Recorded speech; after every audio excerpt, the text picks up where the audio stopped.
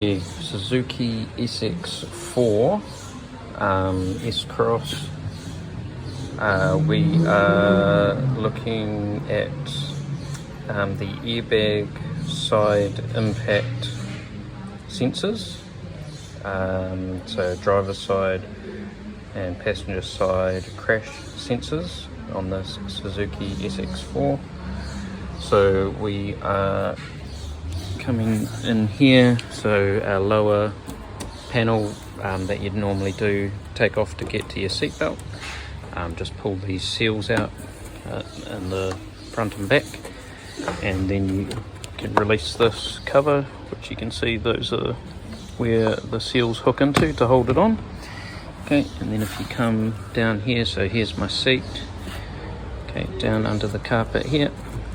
Here is your sensor, and just the same position on the driver's side. So what we have done is we have disconnected our battery, okay, and then we are just going to unplug these sensors, and we're going to clean the plugs on them. Just because where they're positioned, it's likely that they've just got a bit of dirt into the connection, causing the high resistance.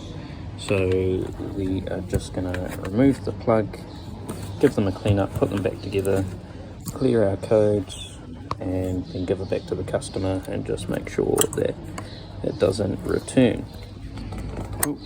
So when it's on there, this white piece, sorry, if you push the whole thing in and then push the white piece back, it will allow it to release. Okay, I'm going to focus in there.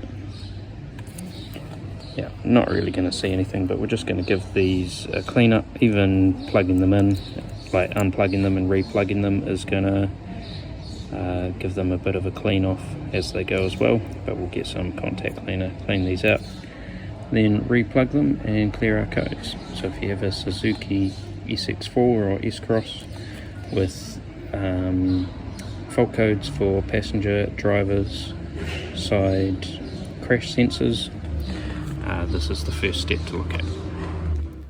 Okay, I hope that has helped you out today. Don't forget to click the like button and also click the subscribe while you're there. We've got a bunch of diagnostic solutions and tips and tricks for professional mechanics like ourselves, and also for the serious DIYers at home. So click that subscribe and the bell so you get notified, and we will see you in the next video.